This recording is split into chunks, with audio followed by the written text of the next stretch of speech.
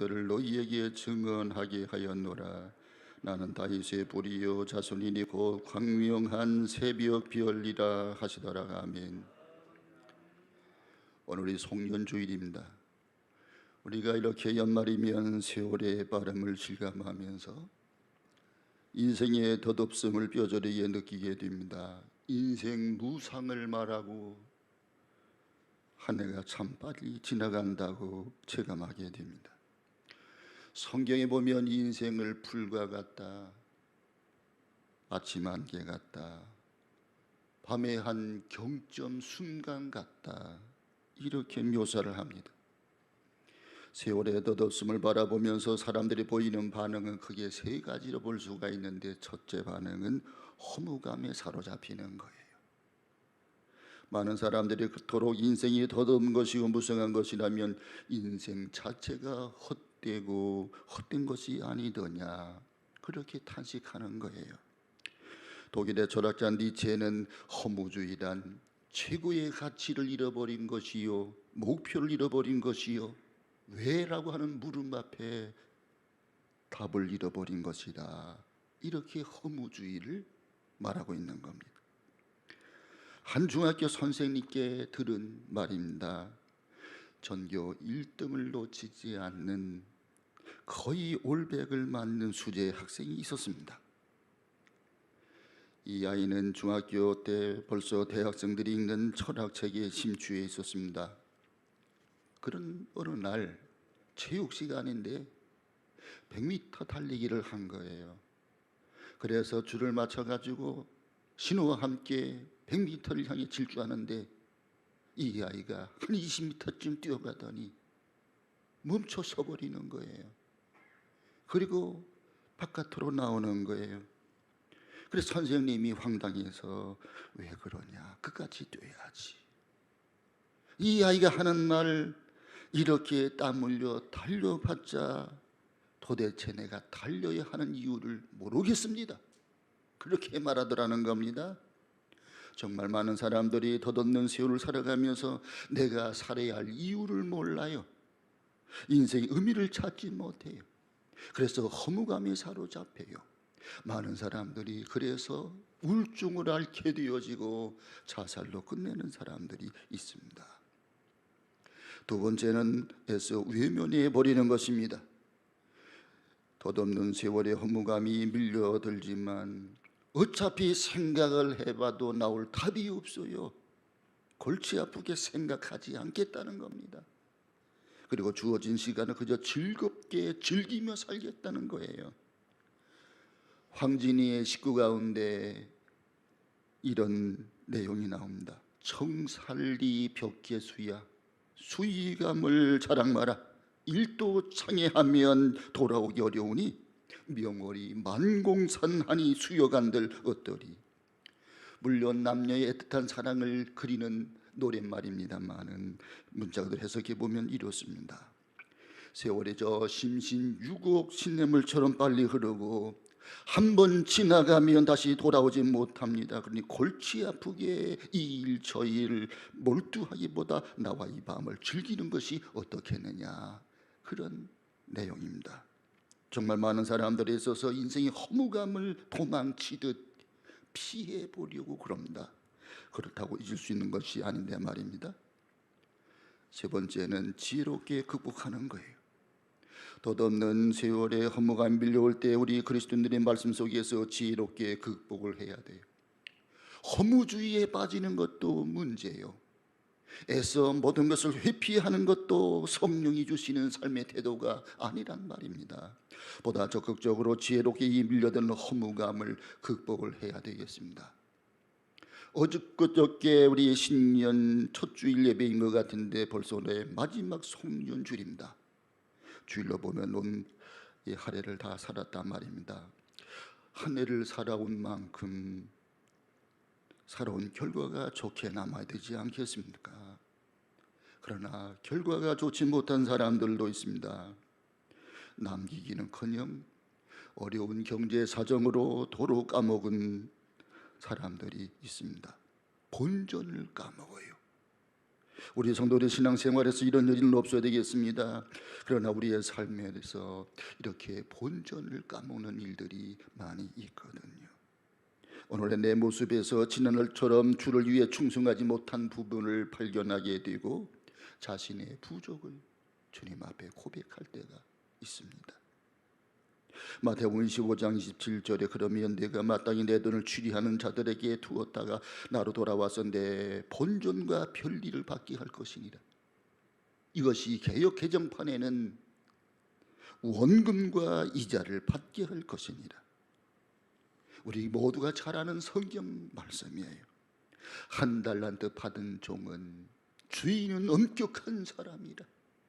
그래서 이 돈을 잘못 굴렸다가는 원금도 사라져 버릴 테니까 그래서 땅속에 파묻어 두었습니다.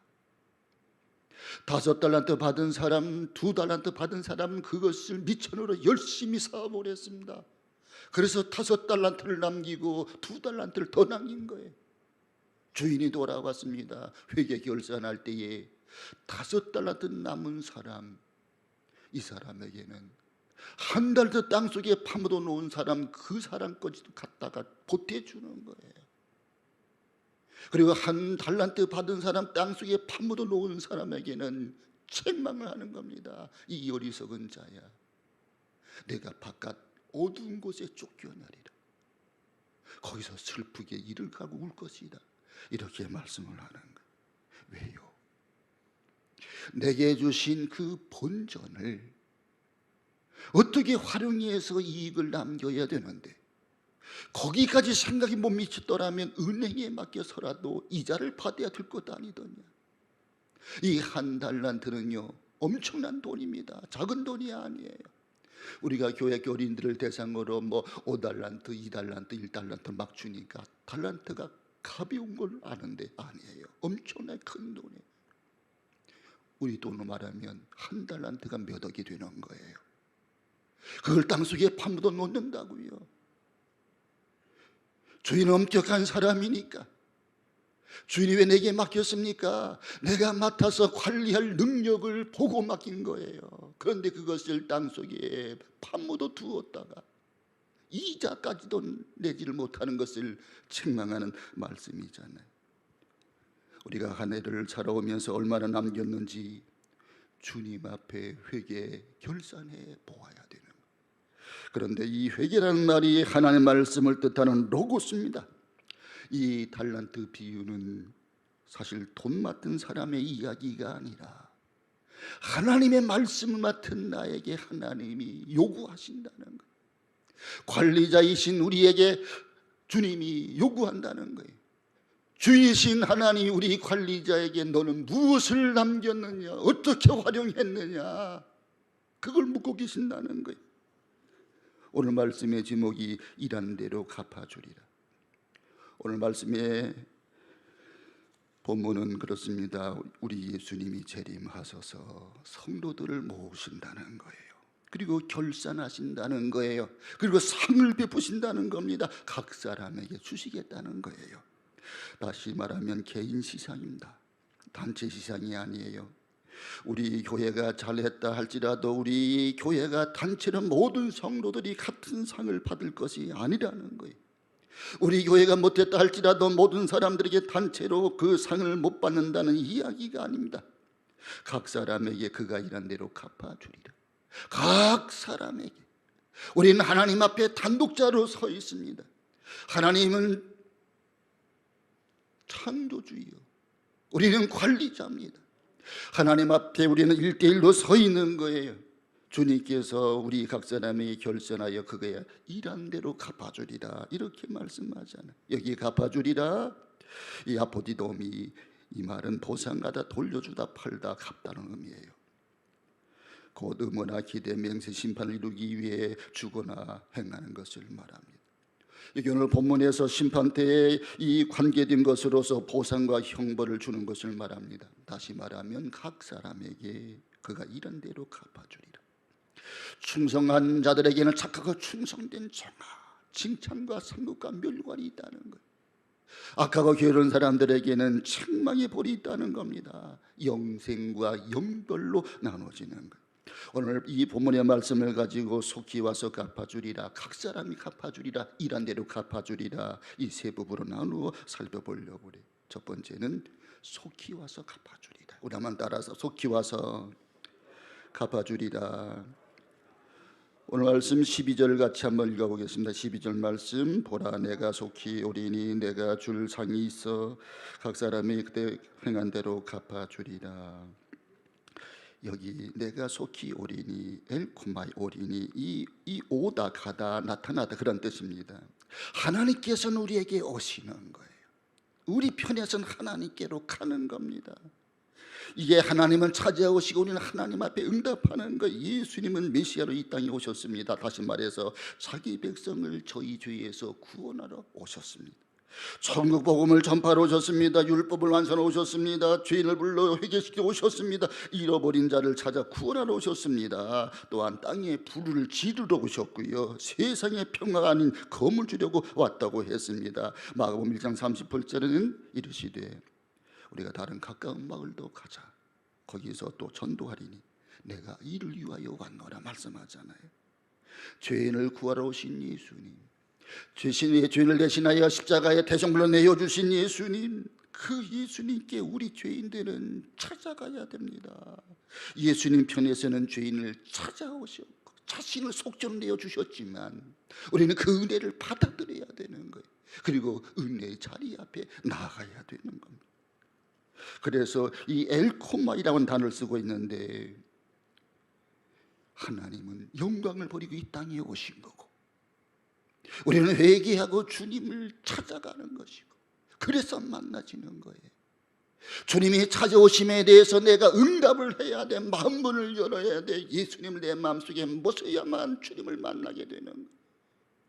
하나님의 영광을 보고 이 땅에 찾아오신 예수님, 그 예수님의 은혜를 우리가 깨닫고 알고 그 앞에 내가 응답하고 나는 죄인입니다, 주님 없이는 못 삽니다, 주의 은혜로만 살아갑니다, 예수님 나의 구주와 주님으로 영접하기 위하여 내가 마음을 열고 예수님 영접하고, 그것은 우리가 해야 될 작업인 거예요.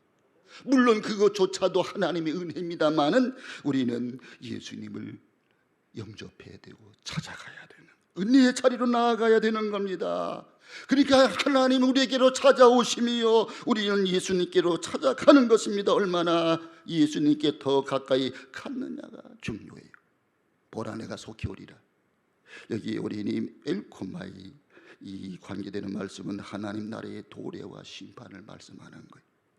예수님은 기도를 가르쳐 주시면서 이 하나님의 나라의 도래를 기도하라고 말씀하셨어요. 이 하나님 나라의 임함은 권능으로 임해지는데 예수님의 재림과 함께 이루어지는 겁니다. 예수님께서 마태복음 16장 28절에 제자들에게 이르시되 진실로 내게 이르노니 내가 여기 섰는 사람 중에 죽기 전에 인자 그 왕권을 가지고 오는 것을 볼 자들도 있느니라. 보라 내가 속히 오리니. 이 말씀이 엘코마이, 이건 현재형이에요. 미래형이 아닙니다. 그러므로 예수님 벌써 오고 계신다는 거예요. 다시 말해서 주님의 재림은 어느 날 갑자기 오시는 것이 아니란 말입니다. 물론 미래 어느 시점에 주님은 오시지만 이미 오신 거예요. 현재형이에요. 계속 오시는 거예요. 그의 동작은 이미 시작된 것을 말씀하는 겁니다. 이것은 주님의 재림의 그 임재하심이 하나님 나라의 임함을 의미하는데, 내가 하나님의 성령을 힘입어 귀신을 쫓아내는 것이면 하나님의 나라가 이미 너희 안에 임하였느니라. 이 말씀이 현재형이잖아요. 보라 내가 속히 오리. 이 속히 오리라 이 말씀이 오늘 요한계시록 22장에 3번 나옵니다. 우리 한번 잠깐 보세요. 7절을 보세요. 보라 내가 속히 오리라. 12절 말씀을 보세요. 12절 보라 내가 속히 오리라. 20절 말씀을 보세요. 20절 말씀 내가 진실로 속히 오리라. 요한계시록 2장 11절 3장 11절 나타납니다. 내가 속히 오리라. 약속이 이렇게 반복되면 강조하는 거예요. 예수님의 재림은 진실이고 약속이고 사실이라는 거예요. 이것을 계속 확인하는 거예요. 그만큼 확실한 약속이라는 겁니다. 그만큼 빨리 이루어질 약속을 강조하는 것. 그러면 질문합니다. 아직 오시지 않았잖아요. 왜 예수님이 더디 오시느냐? 여기에 대해서 사도 베드로가 해석합니다. 베드로 후서에 보면 한 명이라도 더 구원받게 하기 위해서 예수님은 더디 오신다는 거예요. 여러분, 이런 대로 갚아주리라. 주께서 갚아주시되 속히 와서 갚아주십니다. 알파여 오메가여 처음이요 나중에 시작이 끝인 주님께서 하신 약속입니다. 처음부터 끝까지 변함없는 확실한 약속입니다. 그 확실하고 변함없는 주님이 속히 와서 갚아주시겠다는 약속이에요. 속히 와서 갚아주리라. 더디지 아니하리라는 약속의 말씀입니다. 그래서 히브리서 10장 30절 보면 잠깐 후에 오실 리가 오시리니 지체하지 아니하시리라 그랬습니다. 그러나 주의 강림하신다는 약속이 어디 있느뇨? 조상들이 잔후로부터 만물이 처음 창조할 때와 같이 그냥 있다고 하는 불신의 무리들이 있잖아요. 그런 무리들에게 그들은 하나님 말씀을 알지 못해 믿지를 않아요. 불신하고 있어요. 그런데 이런 대로 갚아주리라. 주님이 속히 와서 갚아주신다는, 주님의 이 속히 와서 갚아주리라 이 약속이 반복되고 있잖아요. 왜 똑같은 말씀을 반복하실까요? 이건 강조예요. 그만큼 강조하는, 그만큼 중요한 약속의 말씀, 그만큼 확실한 약속입니다. 그만큼 빨리 이루어질 약속입니다. 아니, 벌써 그 약속 이행에 들어간 약속이에요. 그럼 우리의 성도들은 주님의 이 약속을 잊지 말아야 됩니다. 더욱이 우리 성도들에게 주신 마지막 말씀인 요한계시록은 나는 알파와 오메가여 이제도 있고 전에도 있었고 장차 올 자라 이렇게 시작하면서 내가 진실로 속히 오리라, 이런 말씀으로 오늘 요한계시록은 끝맺음을 하고 있습니다. 진실로 참말로 속히 오리라. 그 속히 오리라 주님 앞에 우리는 어떻게 응답해야 됩니까? 아멘. 주 예수여 오시옵소서. 초대교회 성도들은 바람이 부는 날 나뭇가지가 이렇게 흔들려 바스락거리가 소리가 날 때마다 주님 오십니까? 그러면서 인사하기 시작했습니다. 아멘. 주 예수여 오시옵소서. 속히 오리라 주님 앞에 아멘. 주 예수 오시옵소서.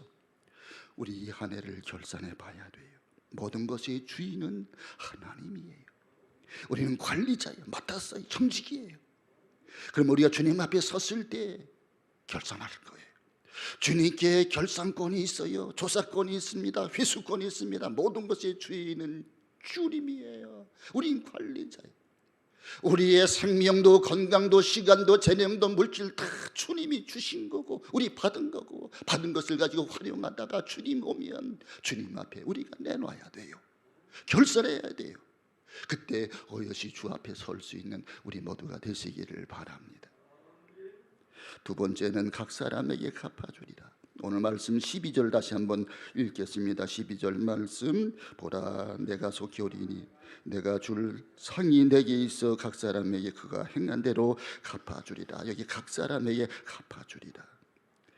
주님께서 내가 너에게 줄 상이 있다, 내가 갚아주리라 이렇게 말씀하잖아요. 각 사람에게 헤카이토스, 각각의 모든 때 매마다 그럴 뜻입니다. 전체를 이루는 한 사람 한 사람 한 사람 모두를 말하는 겁니다. 그러므로 빠질 사람이 없는 것.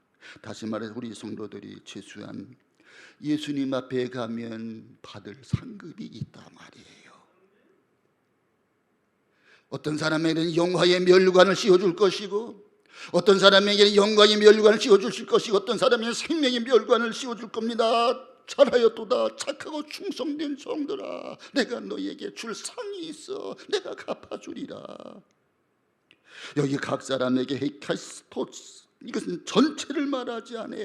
전체 속에 있는 개인을 말해요. 그러므로 전체와는 상관없습니다. 다시 말해서 연대 책임이 아닙니다. 각 사람의 책임이에요. 여러분, 신앙은 하나님과 나와의 1대1이에요.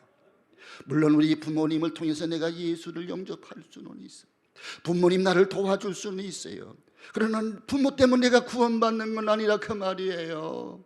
내가 주님 앞에 서야 되는 거예요. 주님 말씀을 내가 믿어야 되는 거예요. 예수님을 내가 영접을 해야 돼요. 각 사람에게 베풀 상이 있느니라. 아내가 예수 잘 믿는다고 아내 치마꼬리 내가 붙잡고 천국 간다고 해. 너 그게 안 되는 거예요. 모든 사람은 각각 하나님 앞에 서는 거예요. 1대1로 서는 거예요.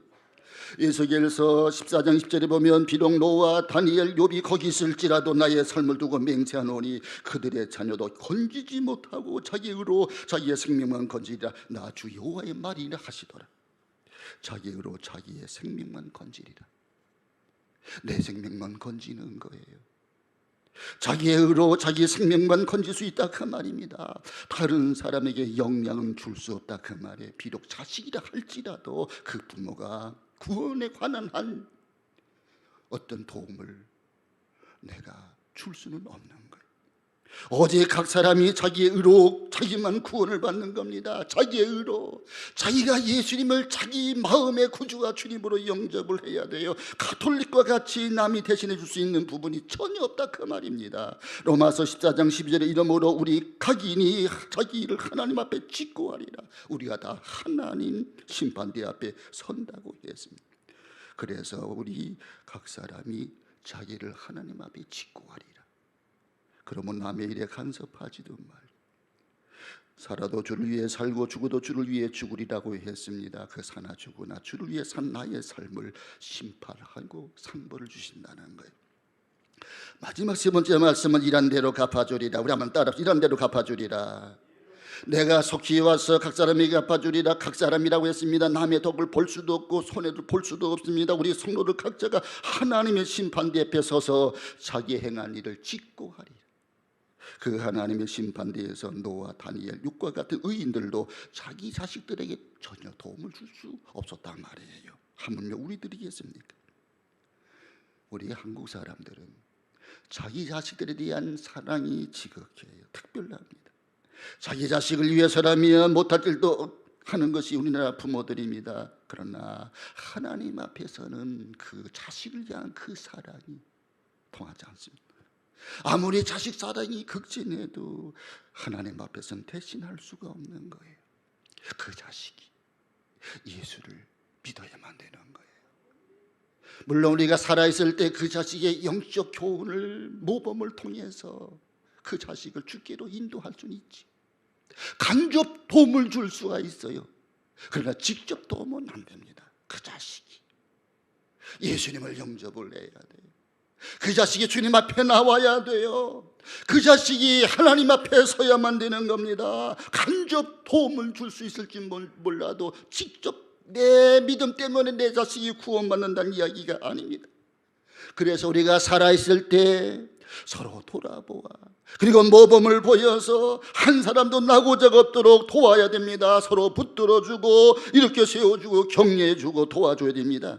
오늘 여기 본문의 12절 말씀을 다시 한번 읽겠습니다. 보라 내가 속히 오리니 내가 줄 상이 내게 있어 각 사람에게 그가 행한 대로 갚아주리라. 여기 그가 행한 대로 갚아주리라. 우리 주님이 나의 상이 있다는 거예요. 너에게 줄 나의 상이 있느니라. 이 상은 미스도스라는 단어를 쓰는데 품삯, 보상, 상, 형벌을 뜻합니다. 다시 말해서 대가를 지불하는 것인데 노동에 대해서 말한다면 품삯이요 심판에서는 영생과 영벌로 나타나게 되는 거예요. 각 사람에게 그가 이런 대로 갚아주리라. 이 말씀 속에는 한 일에 따라 상도 있고 벌도 있다는 거예요. 갚아주리라. 이 말도 바로 상과 벌을 말씀하는 겁니다. 이런 대로 갚아주리라. 각 사람의 행위에 따른 심판을 통한 보상과 형벌입니다.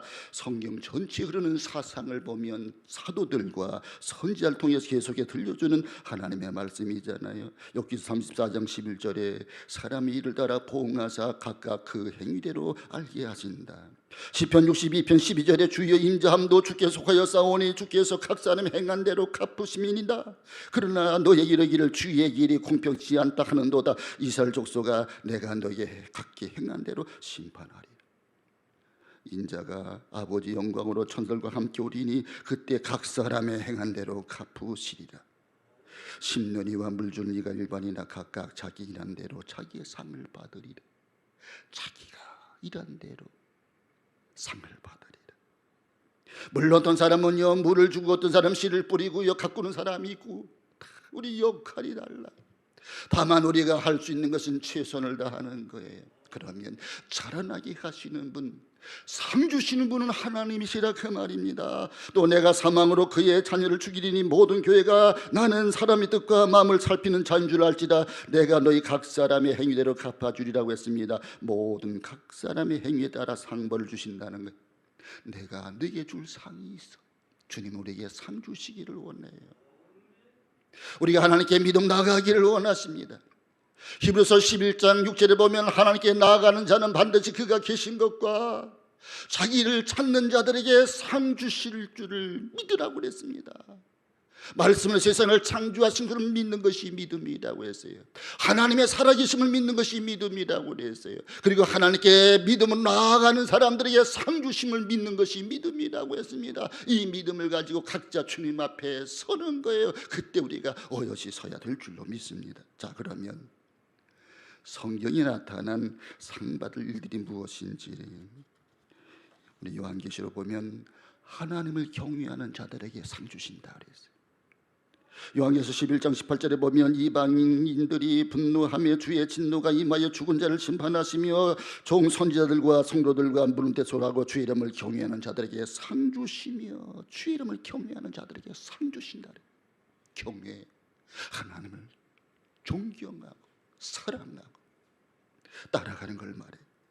그 다음에 믿음으로 하나님께 은혜와 능력을 찾습니다. 히브리서 11장 6절에 믿음이 없이는 하나님을 기쁘게 시기 못하나니 하나님께 나아가는 자는 반드시 그가 계신 것과 자기를 찾는 자들에게 상 주시는 이심을 믿어야 할지니라. 그 다음에 요한계시록 2장 10절은 죽도록 충성하는 사람에게 상 주신다고 그랬어요. 요한계시록 2장 10절에 내가 장차 받을 고난을 두려워하지 마라. 볼지어다 마귀가 장차 너희 가운데 몇 사람을 옥에 던져 시험을 받게 하리니 너희가 10일 동안 환난을 받으리라. 내가 죽도록 충성하라. 그리하면 내가 생명의 면류관을 내게 주리라. 원수까지 사랑하면 큰 상이 있다고 그랬어요. 누가복음 6장 35절 보면 너희는 원수를 사랑하고 선대함 아무것도 바라지 말고 빌리라. 그리하면 너희 상이 클 것이라. 시험을 이겨내면 상이 있다고 그랬어요. 야고보서 1장 11을 보면 시험을 참는 자는 복이 있도다. 이것에 옳다 인자하심 받은 후에 주께서 자기를 사랑하는 자들에게 약속하신 생명의 면류관을 얻을 것임이니라. 여러분, 우리가 인생을 살아가다 보면 또 한식의 신앙생활을 하다 보면 시험에 들 때가 있어요. 이걸 이겨내시길 바랍니다. 이겨내야 돼요. 그래 하나님의 상급이 주어지는 거예요. 뿐만 아니라 성도들을 성실하게 돌보는 사람들에게 상을 주신다고 그랬습니다. 베드로전서 5장 2절 이하의 말씀 보면 너희 중에 있는 하나님의 양무리를 지대에 부득이함으로 하지 말고 오직 하나님 뜻을 쫓아 자원함으로 하며 더러운 일을 위하여 하지 말고 오직 즐거운 뜻으로 하며 맡기운 자들에게 주장하는 자세로 하지 말고 오직 양무리의 본이 되라. 그리하면 목자장이 나타나실 때에 시들지 않는 영광의 면류관을 얻으리라. 또한 지혜로운 청지기들의 상 주신다고 그랬습니다. 마태복음 24장 45절 46절 보면 충성되고 지혜 있는 종이 되어 주인에게 그 집 사람을 맡아 때를 따라 양식을 나눌 자가 누구냐. 주인이 돌아올 때 그 종이 이렇게 하는 것을 보면 그 종이 복을 받을 것이거늘 주의 나타나심을 사모하는 자들에게 상 주신다고 했습니다. 디모데후서 8절 말씀 보면 이제 그런 나를 위하여 의의 멸관이 예비되었으므로 주 곧 의로우신 재판장이 그날 내게 주실 것이다. 내게만 아니라 주의 나타나심을 사모하는 모든 자들에게 드리라. 선행을 하는 사람들에게도 상을 주신다 그랬어요. 갈라디아 6장 10절에 보면 그러므로 우리 귀 있는 대로 모든 에게 착한 일을 하되 더욱 믿음의 가정들에게 할지니라. 나그네를 잘 대접하는 자들에게 상을 주신다 그랬습니다. 마태복음 10장 40절 이하에 보면 너희를 영접하는 자는 나를 영접하는 것이 나를 영접하는 자는 나 보내신 영접하신 것이 선지자 이름으로 선자를 영접하면 선지자의 상을 받을 것이며 의인의 이름으로 의인을 영접하는 자는 의인의 상을 받을 것입니다 그랬습니다. 여기 신약의 대표적인 것 10가지를 살펴봤습니다. 구약까지 하면은요 얼마나 상 받을 일이 많습니까? 우리는 왜 예수를 믿습니까? 구원받기 위해 예수를 믿어. 천국 가기 위해 예수를 믿어요. 주님께서 나를 위해서 줄 상이 있다. 내게 줄 상이 내게 있어. 이런 대로 갚아주리라. 그렇게 말씀하시잖아요. 주를 위해 살아갈 모든 일이 다 상을 받을 것입니다. 그 모든 일들 중에서 몇몇을 기록해 놓은 거예요. 고린도전서 3장 14절을 보면 만일 누구든지 그 위에 세운 공력이 그대로 있으면 상을 받고 우리 성도들은 예수 그리스도 터 위에 집을 짓는 자들입니다. 무엇으로 짓느냐가 문제. 거기 재료 보면 금, 은, 보석, 나무, 풀, 짚이 재료라고 그랬습니다. 그런데 각 사람이 지은 집의 공력을 불로 태운다 그랬어요. 그래서 시험하신다 그랬어요. 그 세운 공력이 불타지 않을 그대로 있어야 상을 받는다는 거예요. 그러니까 나의 주님 앞에 그러한 봉사고 헌신한 그의 공력이 금, 은, 보석으로 나타나야 돼. 금, 은, 보석은 태워지지가 않잖아요. 불이 확 살라도 남아요. 그런데 보십시오, 나무나 풀이나 짚은 불타버려요. 이게 무슨 말씀입니까? 우리의 믿음이 변질되지 아니하고 끝까지 가는 거예요. 주님 오실 때까지, 내가 주님 품에 안식할 때까지. 그래서 불같은 시험이 있지만 태워버려짐을 당하는 게 아니라 남아있어야 되는 거예요. 불이 확 지나갔습니다. 태워졌습니다. 그냥 남아야 되는 거예요. 뭐가? 금과 은과 보석으로 남아야 되는 거예요. 시험이 오고 환란이 오면 많은 사람들이 넘어지고 쓰러지고 자빠집니다. 주를 떠나갑니다. 교회를 나오지 않습니다. 그러나 우리는 회개하고 돌아와야 되는 거예요. 낭패와 실망당한 뒤에 주께로 옵니다. 전부의 의지 없어 손들고 옵니다. 주님 앞에 나올 때, 다시 믿음을 회복할 때에, 시험 환란을 참고 이겨낼 때에 각기 하나님께 주실 상이 있음을 믿으시기를 바랍니다. 각자 행위대로 보상과 형벌을 받는 거예요. 이게 성경 전체에 나타난 사상입니다. 다른 말로 심은 대로 거둔다는 말씀이에요. 심지 않고 거둘 수가 없어요. 제때 심어야 됩니다. 가시나무에서 포도를 딸 수가 없었어요. 엉겅귀에서 무화과 나무를 딸 수는 없습니다. 포도를 따기 위해서는 제대로 포도나무를 심어야 되고, 이 제대로 심는 것을 바로 상 받을 일을 하는 것입니다. 일한 대로 갚아주리라. 심는 이와 물 주는 이가 이와 일반이나 각각 자기 일하는 대로 자기의 상을 받으리라. 다시 말해서 다 같이 주의를 해도 각기 자기 일을 한 대로 상을 받으리라. 여러분, 지금은 어려운 시대예요. 믿음을 지키기 참으로 어려운 시대예요. 코로나라는 전염병 때문에 그렇기도 하고요. 이 세상에 세속화의 물결이 넘실넘실 교회 안으로 밀려오고 있습니다. 양파를 까면 남는 게 아무것도 없듯이 이 거대한 세속화의 물결 앞에 세속을 따르다 보면 남는 것이 아무것도 없는 거예요. 우리는 거대한 세속화의 물결 앞에 이 세속한 하나님의 거룩성을 지키지 않는 거예요. 하나님 없이 세상이, 이론이 자기의 주가 되는 거예요. 우리의 경건진을 깨뜨려야 돼요. 내 마음속에 있는 모든 자기의 경건한 이론과 생각을 깨뜨리고 주님 말씀을 부여잡아야 되고 주의 말씀을 붙잡아야 되는 거예요. 그리고 믿음의 주여 온전케 하시는 예수님만을 바라봐야 돼요. 일한 대로 상급을 주신다고 주님이 약속하시잖아요. 여러분들이 주를 위해 청소하는 거, 설거지하는 거, 교회 봉사하는 거 다 주님이 기억하세요. 무엇보다 주님 가장 기억하신 것은 내 마음속에 주님을 모시고 사랑하는 것, 주님을 다른 사람들에게 증거하고 다른 사람을 주께로 인도하는 거예요. 가장 큰 상급은 복음 전하는 자예요. 그 상급은 우리 주님께서 영원히 빛나는 별을 붙여주신다. 우리 군대에서 소령되는 게 어려워요. 완스타 되는 게 어려워요. 별 내게 되는 건 더 어려워요. 그렇게 어렵게 딴 별도 제대함과 동시에 이게 떨어지는 거예요. 그러나 우리 주님이 붙여주시는 하늘의 별은 영원히 띄어지지 않는 거예요. 영원히 반짝반짝 비추는 거예요. 한 영혼을 주님께로 인도할 때마다 주님은 우리에게 그 하늘의 별을 달아주신다고. 많은 사람을 옳은 대로 인도하는 사람들에게 하나님께서 영원히 빛나게 하는 그 별을 붙여주신다고 말씀하는 거예요. 내 몫에 태인 나의 십자가, 적어도 내 가족만큼은 구원해야 되겠습니다. 노아가 그의 아내와 세 자녀 자부들을 다 전도했던 것처럼 세상에 물들지 아니고 세속화에 따라가지 아니하고, 그래서 산 위에 방주를 짓고 믿음으로 살았던 노아 가족처럼 우리의 가족들이 주님 앞에 어여시 설 수 있는 믿음의 가족들이 되기를 바라고, 또한 나를 통해서 또 많은 사람들이 주께로 돌아오는 그 회개와 구원의 역사가 있게 되기를 주 이름으로 축원합니다. 하나님 아버지 감사합니다. 우리 주님께서 속히 오셔서 각 사람에게 나눠줄 상이 있다고 했습니다. 일한 대로 갚아주리라고 했습니다.